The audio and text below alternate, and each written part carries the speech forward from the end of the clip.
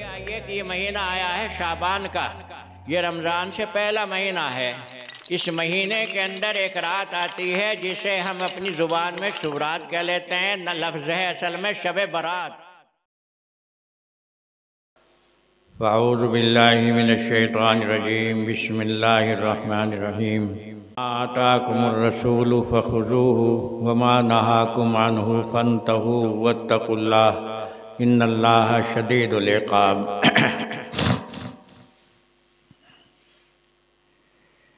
क्या चीज़ हमारे लिए इबादत है और कौन सी इबादत नहीं, कौन सी चीज़ का दर्जा हमारे लिए फ़र्ज़ का है और कौन सी चीज़ का दर्जा सुन्नत का है, ये सब बातें इस बात के ऊपर मौक़ूफ़ हैं कि हमारे नबी सल्लल्लाहु अलैहि वसल्लम ने कौन सा काम किया। जो काम अपने आदत के मुताबिक किया उसका दर्जा सुन्नत का हो गया, और जिसके करने का हुक्म अल्लाह की तरफ से साफ तौर से आ गया उसका दर्जा फ़र्ज़ का हो गया। इसमें हमें ये हक़ नहीं पहुँचता कि हम अपनी अक़ल से तय करें कि कौन सी चीज़ हमें करनी है और कौन सी नहीं करनी। इसे आप ये समझिए, हज़रत उमर रज़ी अल्लाह ताला अन्हु के दो वाक़यात सामने आते हैं। जब नबी करीम सल्लल्लाहु अलैहि वसल्लम मक्के में तशरीफ़ ले जा रहे थे और उस आपका इरादा उम्रा अदा करने का था, लेकिन मक्के वालों ने आपको रोक दिया कि आप मक्के में नहीं जा सकते। ये एक बड़ा मसला था। आपने हज़रत उस्मान रज़ी अल्लाह ताला अन्हु को भेजा कि मक्के वालों को समझाओ हम लड़ने के लिए नहीं आए, न कोई और हमारा मकसद है।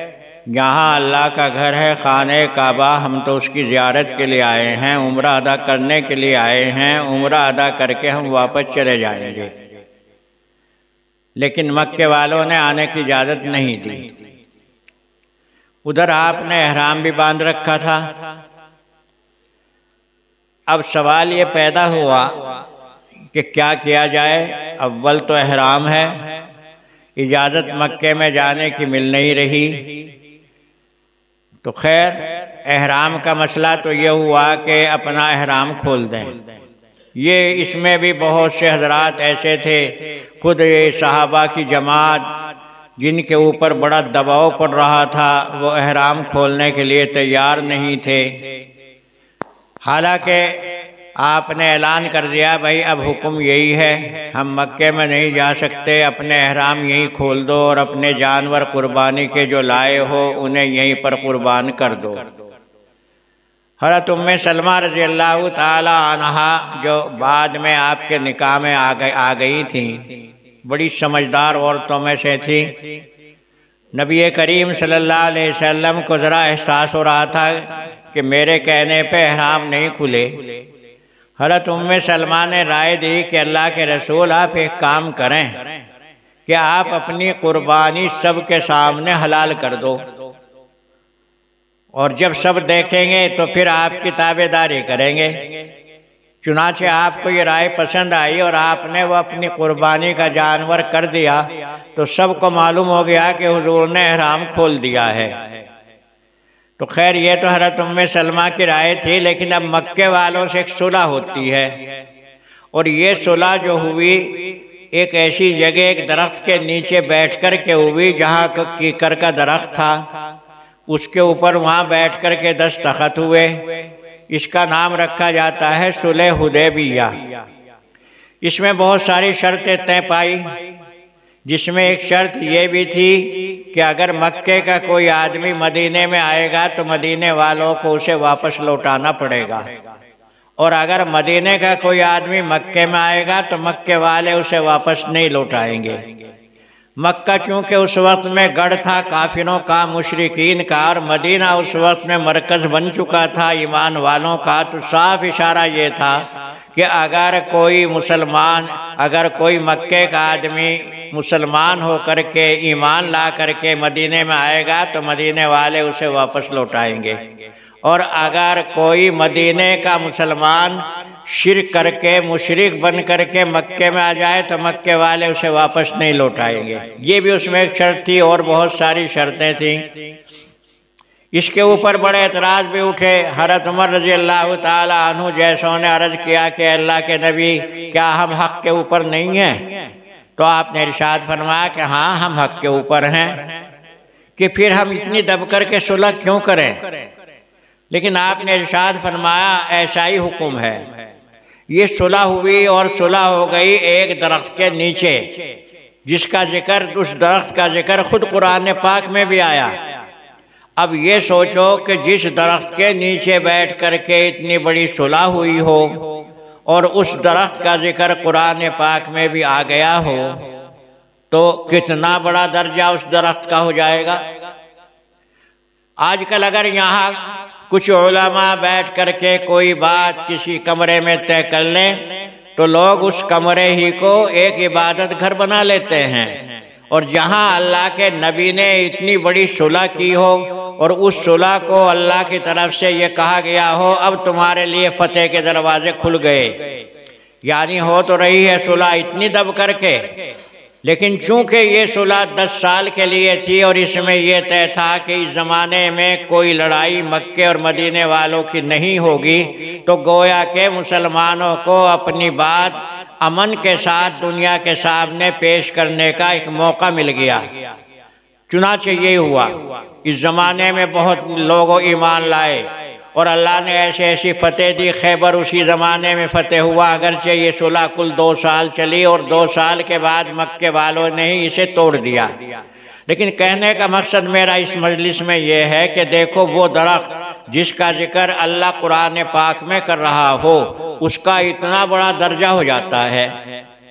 जब ज़माना हज़रत उमर रज़ी अल्लाह ताला अन्हु का आया तो हज़रत उमर का उधर से दौर हुआ तो देखा कि लोग उस दरख्त के नीचे नमाजें पढ़ रहे।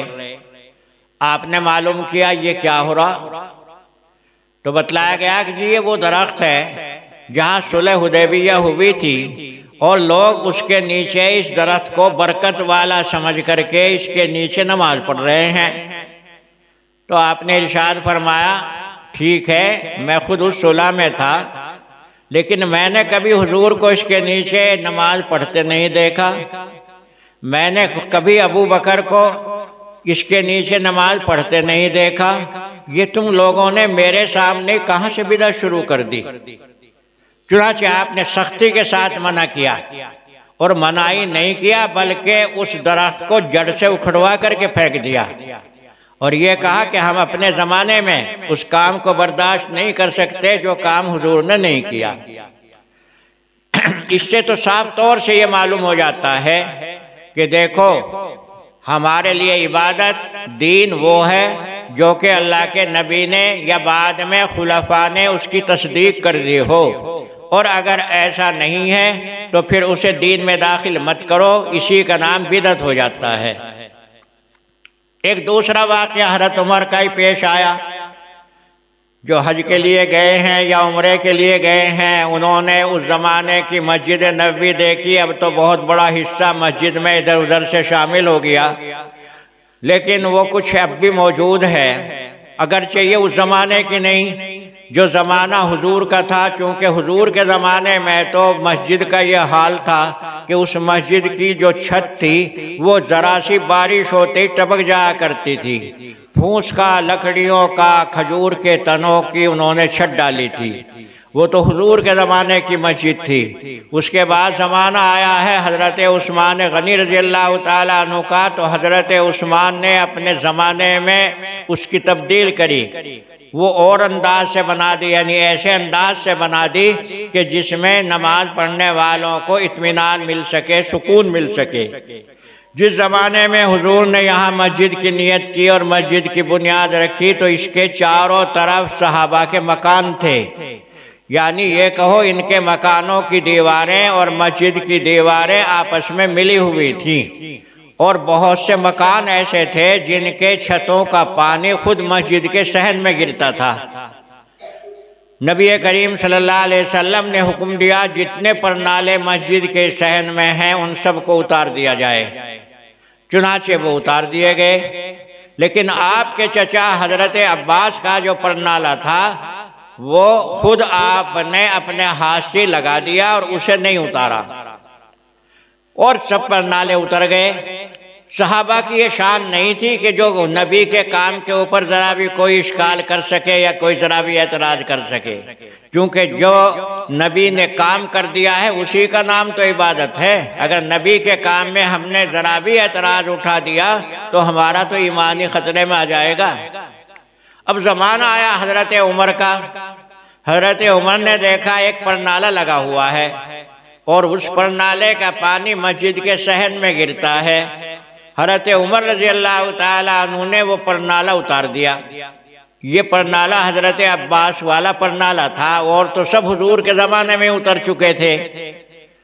हज़रत अब्बास रज़ी अल्लाह ताला अन्हु हज़रत उमर के पास आए और कहा, उमर तुमने वो परनाला उतार दिया, हालांकि ये मेरा परनाला खुद नबी करीम सल्लल्लाहु अलैहि वसल्लम ने अपने हाथ से लगाया था। अब अंदाज़ा कराइए। हज़रत उमर इसके ऊपर इतने गमगीन हुए, इतने रंजीदा हुए कि अरे मैंने ये क्या किया, और कहा अब्बास चलो ये परनाला मैं लगाऊंगा। और पहुँचे, और पहुँच करके, और ये भी समझ लो कि हज़रत उमर उस वक्त खलीफा थे और हज़रत उमर का चर्चा पूरे दुनिया में हो चुका था। आपकी बहादुरी का एक नाम था। लेकिन हज़रत उमर गए और जा कर के हज़रत अब्बास कहने लगे चलो मैं लगा लूँगा, कि नहीं अब्बास मैं झुकता हूँ और तुम मेरी कमर के ऊपर खड़े हो, और खड़े हो करके मेरी कमर के ऊपर इस परनाले को लगाओ। मैंने बड़ी गलती की है कि हुजूर का लगाया हुआ परनाला मैंने हटा दिया। अब अंदाज़ा लगाइए, दो काम है हज़रत उमर के। उस काम को देखिए, अगरचे वो दरख्त बाबरकत बन गया, लेकिन चूंकि सहाबा ने उसके नीचे नमाज नहीं पढ़ी थी, हुजूर ने नमाज नहीं पढ़ी थी, तो हज़रत उमर ने उस दरख्त को जड़ से उखड़वा दिया कि कहीं ऐसा ना हो कि मेरे बाद लोग इसकी पूजा करने लगें। और इधर ये परनाला है जो हुजूर के हाथों का लगा हुआ है, और उसका पानी मस्जिद नबी में गिर रहा है। लेकिन जब आपको ये मालूम हुआ कि ये हुजूर ने अपने हाथों से लगाया था, तो अपनी कमर के ऊपर हज़रत अब्बास को खड़ा करके परनाला लगाया गया, इसलिए कि ये हुजूर के हाथों का लगाया हुआ था।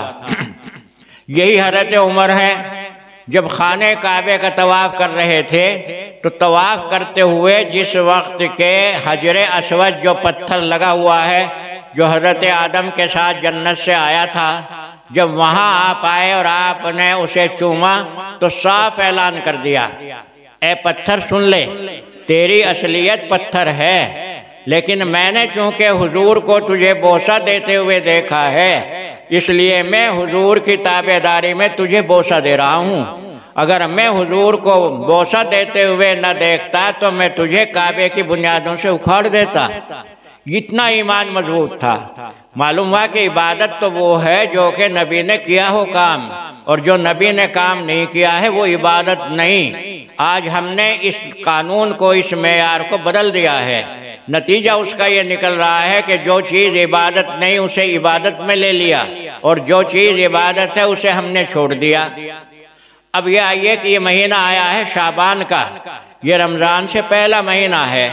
इस महीने के अंदर एक रात आती है जिसे हम अपनी ज़ुबान में शुभरात कह लेते हैं, न लफ्ज़ है असल में शब बरात। इस रात की बड़ी फजीलतें भी आई हैं, क्योंकि हदीसों से ये मालूम होता है कि इस रात में इंसान की ज़िंदगी का एक साल का रिकॉर्ड तैयार किया जाता है। इस पूरे साल में कितने लोग ऐसे हैं जो दुनिया से रुखसत होंगे, कितने दुनिया में आएंगे, कितने ऐसे हैं जो कि दुनिया में रह कर के उन्हें कैसी रोज़ी मिलेगी, कितनी रोज़ी मिलेगी। गोया के अल्लाह की तरफ से एक निज़ाम कायम होता है। और फिर इस रात के अंदर बहुत सारे ऐसे लोग भी हैं जिनकी अल्लाह बख्शिशें करते हैं। आपने इरशाद फरमाया उस ज़माने में, हुजूर के ज़माने में कुनबा था बनी कल्ब, ये लोग बकरियां पाला करते थे, तो इनके यहाँ बकरियां बहुत थी। तो आपने ये इरशाद फरमाया कि इस रात में अल्लाह इतने लोगों को बख्शते हैं, इतने लोगों को बख्शते हैं जितने के बनु कलब के बकरियों के बदन के ऊपर बाल हैं। इतने लोगों को, ऐसे लोगों को अल्लाह बख्श देते हैं जिनके अमाल कुछ ऐसे हो गए थे कि दोज़ख में जाने के करीब हो गए थे, अल्लाह सबको माफ़ कर देते हैं। तो बहुत कीमती रात है, शब बारात है, इसलिए इसका नाम बारात हुआ कि दोज़ख से ये लोग बच गए, बरी हो गए। ये तो वो हदीसें हैं जिनसे इस रात की फजीलत मालूम होती है, और इससे ये पता चलता है कि चूँकि हमारे लिए ये रात आती है तो हम नहीं जानते कि हमारा नाम कौन से रजिस्टर में आएगा। इस साल में आया उस रजिस्टर में आएगा जिस रजिस्टर में उन लोगों के नाम हैं जो दुनिया से आखिरत की तरफ चले जाएंगे, या हमारा नाम किसी और रजिस्टर में है। इसलिए इस रात में इबादत तो करनी चाहिए जितनी भी हो सके। और ये रात जो है सूरज गुरूब हो जाने के बाद सुबह सादिक तक रहती है। फरमाया है अल्लाह के नबी सल्लल्लाहु अलैहि वसल्लम ने कि इस रात में अल्लाह ताला दुनियावी आसमान की तरफ मुतवज्जह हो जाते हैं और फिर अल्लाह की तरफ से ऐलान होता है, कोई है ऐसा जो अपने गुनाहों से माफ़ी मांगता हो और मैं उसे माफ़ करूं? कोई ऐसा है जो अपनी रोज़ी की परेशानी रखता हो और वो मुझसे आज रोज़ी मांगे तो मैं उसे रोज़ी दूं? इस तरीके से अल्लाह की तरफ से दुनियावी आसमान के ऊपर बराबर ये ऐलान होते रहते हैं और सुबह सादिक तक ये ऐलान चलता है।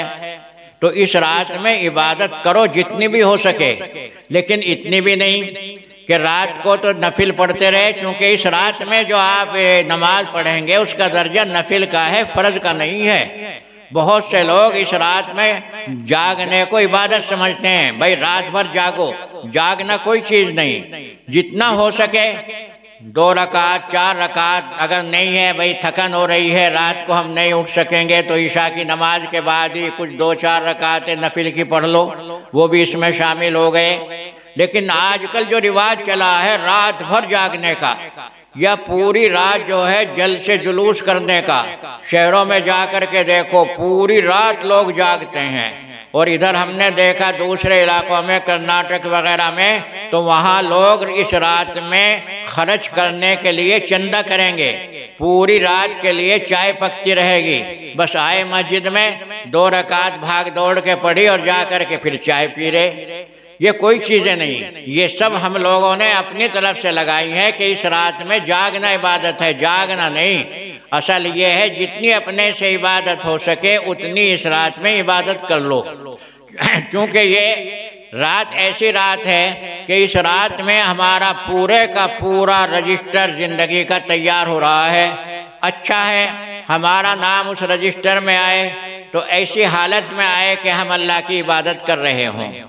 हदीस से इतना भी मालूम होता है कि नबी करीम सल्लल्लाहु अलैहि वसल्लम इस रात में मदीने के कब्रिस्तान में तशरीफ़ ले गए हैं।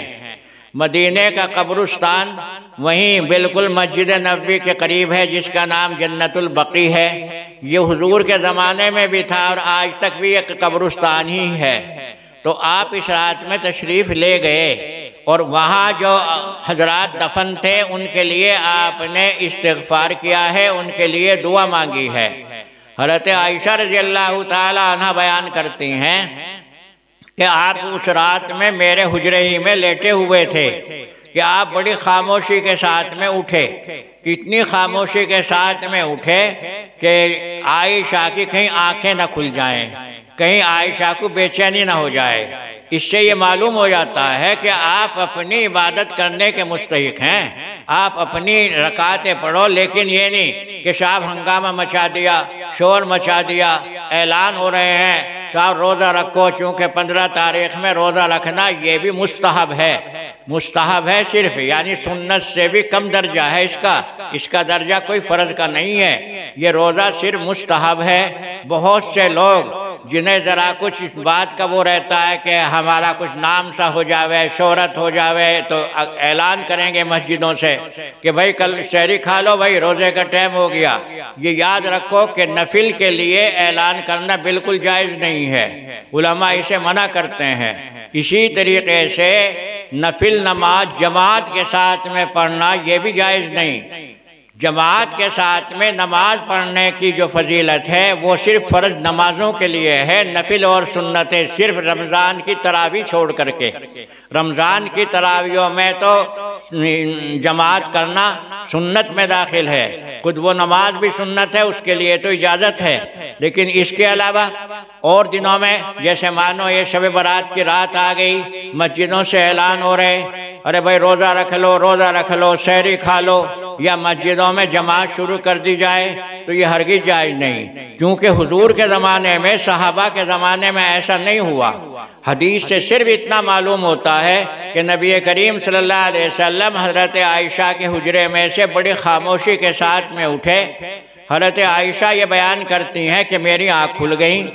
कुछ देर के बाद मैंने सोचा कि शायद अल्लाह के नबी मेरे नंबर में से दूसरे के मकान पे, दूसरी बीवी के हुजरे में चले गए। मैं उठी तो मैंने देखा कि नहीं, आप तो मदीने के कब्रिस्तान जन्नतुल बकी में खड़े हैं और उन मुर्दों के लिए आप दुआएं मांग रहे हैं। ये सिर्फ एक रात में हुजूर का ज़्यादा साबित है। इससे इतना तो हो जाता है कि चलो इस रात में हम अपने उन अहबाब, रिश्तेदार, बड़े जो दुनिया से जा चुके हैं, उनको भी कुछ सवाब पहुंचा दें। हो सके तो कब्रिस्तान में चले जाओ, नहीं तो अपने घर से कुछ सवाब उन्हें पहुंचा दो। बहुत से शहरों इलाकों में हमने देखा कि पूरी की पूरी रात जो है वो कब्रिस्तानों में फिरते रहते हैं, ये कोई चीज़ नहीं। और बहुत से लोग ये अकीदा रखते हैं कि ये वो रात है जिस रात में मरे हुए मकानों में आते हैं, घरों में आते हैं। ये सब बकवास है, इसकी कहीं असलियत नहीं, कुछ नहीं, कोई नहीं आता। बहुत से लोग ये कहते हैं कि इस साल में जो मर चुके हैं वो जब तक अपने मुर्दों में शामिल नहीं होंगे, जब तक कि ये रात उनके ऊपर न गुजर जाए, और वो इस रात में फिर अपने घर को देखने आते हैं। अरे अल्लाह के बंदो, वो इस घर में थोड़ा ही आवेंगे, वो तो वहाँ जा चुके। हुजूर ने इरशाद फरमाया है कि कब्र का हिसाब व किताब हो जाने के बाद में जो लोग उस इम्तिहान में, उस हिसाब व किताब में पास हो गए हैं, तो उनके लिए तो हुक्म हो जाता है सो जाओ, जैसा कि बेफिक्र दुल्हन जा कर के अपने घर सो जाती है। और जो लोग फंस गए हैं तो उनके लिए वो मुसीबत में है। तो भाई जो लोग सो गए आराम के साथ, वो क्या तुम्हारे इन घरों को देखने आवेंगे? और अगर कोई अजाब में फंसा हुआ है तो वहाँ से निकल कर के कैसे आवेंगे? तो बहुत से लोगों ने ये सब बातें अपनी तरफ से फैला दी हैं जिनका कोई सबूत नहीं मिलता। एक और जो रिवाज चला हुआ है वो है हलवा। ये हलवा आम तौर से ज़रूर बनता है, अगर 14 में रह गया तो फिर 15 में बनेगा। और दलील ये पेश करते हैं कि साहब हुजूर का दाद शहीद हो गया था, तो हुजूर के लिए इस रात में हलवा बना था। ये सब बेहुदा बात है। रमज़ान के महीने इस शब बारात में कोई ऐसा जिहादी नहीं हुआ। हुजूर का दाद जो शहीद हुआ था वो लड़ाई उहद की लड़ाई है, और वो शव्वाल के महीने में हुई है, शाबान के महीने में नहीं हुई। तो खुद ये दलील से वो गलत पेश करते हैं। इस महीने में या इस रात में कोई हुजूर का दाद शहीद नहीं हुआ, तो कहाँ से वो बात ला रहे हैं? ये सब इन्होंने घड़ ली हैं। तो ये हलवे के बनाने की इतनी ताकीद करना कि साहब बनेगा, ज़रूर बनेगा, ये बिल्कुल बेअसल है। बाद लोग ये कहते हैं कि साहब हज़रत अमीर हमज़ा चूँकि इस रात में शहीद हुए थे, लिहाजा अमीर हमज़ा की याद में यह हलवा बनाया जाता है। ये भी बिल्कुल झूठ है। हज़रत अमीर हमज़ा शहीद हुए हैं, वो महीना शव्वाल का था। उहद की लड़ाई में आप शहीद हुए हैं, तो उहद की लड़ाई तो शव्वाल में हुई है, ना कि शाबान में। तो ये इस किस्म की बहुत सारी बातें लोगों ने अपनी तरफ से घड़ रखी हैं। बहुत से लोग जो हैं इस रात में बहुत पटाखे छोड़ते हैं। ये पटाखे की कहाँ से आए, इसका तो वो कोई सबूत, झूठा सबूत भी उनके पास नहीं। तो ये सब बेहुदा बातें हैं। असलियत इतनी है कि जितना अपने से हो सके तो अपना इबादत कर लो, और वो भी इसलिए कि आज की रात में चूँकि हमारा नाम रजिस्टरों में आएगा, हम नहीं कह सकते कि हमारा नाम कौन सी उसमें आए। बेहतर यह है कि अगले साल अगर हमारा इंतकाल हुआ, हम दुनिया से रुखसत हुए, तो हमारा नाम उस रजिस्टर में इस हाल में आ जाए कि हम इस रात में इबादत कर रहे हों। और इस बात का ध्यान रखा जाए कि रात में पूरी रात जागना कोई नेकी नहीं। अगर आपने इबादत कर ली है अपनी हिम्मत के मुताबिक, तो कोशिश करो कि फजर की नमाज हम जमात के साथ पढ़ लें। फजर की नमाज जमात के साथ में पढ़ लेना, इसका ज़्यादा सवाब है तमाम रात नफिल इबादत करने से। नफिल का दर्जा नफिल पर रखो, फ़र्ज का दर्जा फ़र्ज पर रखो। हम देखते हैं कि बहुत से लोग रमज़ान में अगर नए नए नमाज पढ़ने में लगे हैं तो तरावी तो पढ़ लेंगे, और 5 वक्त के फ़र्ज गायब। अरे भाई, फ़र्ज़ों का जो दर्जा है वो अपनी जगह पर सबसे ऊंचा दर्जा है। फ़र्ज को हम लोगों ने कम समझ लिया और नफिल को हमने ज़्यादा समझ लिया। तो बहुत से लोग जो इस रात में जागेंगे और फिर फजर की नमाज नहीं पढ़े, या पढ़ी तो उस वक्त ने पढ़ी जबकि सूरज निकल गया, तो पूरी रात की इबादत खो दी। फिर ये भी समझ लो, ये जो अल्लाह की तरफ से गुनाहों की माफ़ी का ऐलान है, ये वो गुनाह है जो कि गुनाह सगीरा कहलाते हैं। 3 किस्म के गुनाह हमसे होते हैं। एक तो है छोटे गुनाह, मसलन हम जा रहे, गैर औरत सामने आ गई, अगर वैसी अचानक निगाह पड़ गई तो वो तो माफ़, कोई गुनाह नहीं। लेकिन फिर इरादा करके निगाह डाल ली तो ये गुनाह हो गया, और हमें एहसास भी नहीं होता कि हमने कोई गुनाह किया है। या ऐसे ही बैठे हम, आदत है 10 आदमियों में बैठ जाने की, और वहाँ से अपना कोई किसी ने किसी की बुराई शुरू करी और हम भी वहाँ बैठे हैं, तो ये इस किस्म के गुनाह हैं जिनका हमें एहसास भी नहीं होता। ये जो छोटे गुनाह हैं, अल्लाह इस किस्म की हमारी नेकियों से, हमारी इस किस्म की इबादतों से अल्लाह इस किस्म के गुनाह माफ़ कर देंगे। और बड़े गुनाह जो हैं वो 2 किस्म के हैं। एक गुनाह वो है जो कि जिसका ताल्लुक़ अल्लाह की ज़ात से है और गुनाह कबीरा है। एक गुनाह वो है जिसका ताल्लुक़ बंदे से है। अगर बंदे से गुनाह का ताल्लुक़ है, यानी हमने किसी का हक़ दबा लिया, हमने किसी की जायदाद दबा ली, या हमने किसी को नाहक सताया, तो ये माफ़ उस वक्त होगा क़यामत के दिन भी जबकि वो खुद अपनी तरफ से माफ़ कर दे जिसका हक़ है। और अगर वो माफ़ नहीं करता है तो हदीस ये बयान करती है कि फिर जिसने ये उसे सताया है, जिसने ये गुनाह किया है, इसकी नेकी फिर उसे दे दी जाएगी।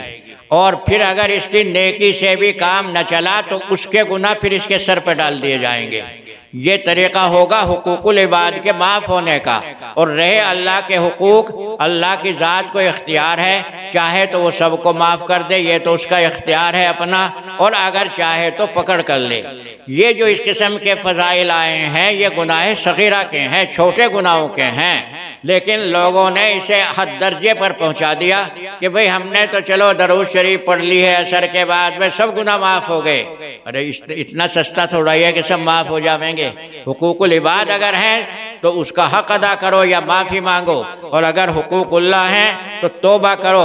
बाज़ मरतबा हमारी ज़ुबान से, बहुत से लोगों की ज़ुबान से अल्लाह की शान में कोई कलमा निकल जाता है। याद रखो, अगर अल्लाह की शान में या नबी की शान में कोई ऐसा कलमा निकल गया जिससे कि नबी की तौहीन होती हो तो हमारा ईमान ख़त्म हो जाएगा।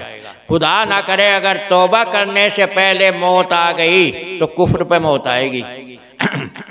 हज़रत इमाम मालिक रहमतुल्लाह अलैह का ज़माना था। हज़रत इमाम मालिक रहमतुल्लाह अलैह के ज़माने में एक शख्स ने हुजूर की शान में यूँ कह दिया कि आप तो फ़कीर थे। ये भी समझ लो, हुजूर ने जो, अब हुजूर के बारे में जो हम सुन लेते हैं ना, आप बड़े फ़कीर थे, बड़े गरीब थे, लफ्ज़ फ़कीर तौहीन की ज़ुबान से अगर ये निकलता है तो कुफ्र हो जाएगा। क्योंकि फ़कीर कहना हमारी ज़ुबान से निकलना और फ़कीर लफ्ज़ हमारे यहाँ एक ही तौहीन का लफ्ज़ है, और हुजूर की शान में तौहीन का लफ्ज़ कहना इससे कुफ्र हो जाता है। इमाम मालिक रहमतुल्लाह अलैह के ज़माने में एक शख्स ने हुजूर की शान में कह दिया आप तो फ़कीर थे। इमाम मालिक रहमतुल्लाह अलैह के सामने ये बात आई, क्योंकि इमाम मालिक अपने ज़माने के जहाँ सबसे बड़े आलिम थे तो हुकूमत के ऊपर भी असर था।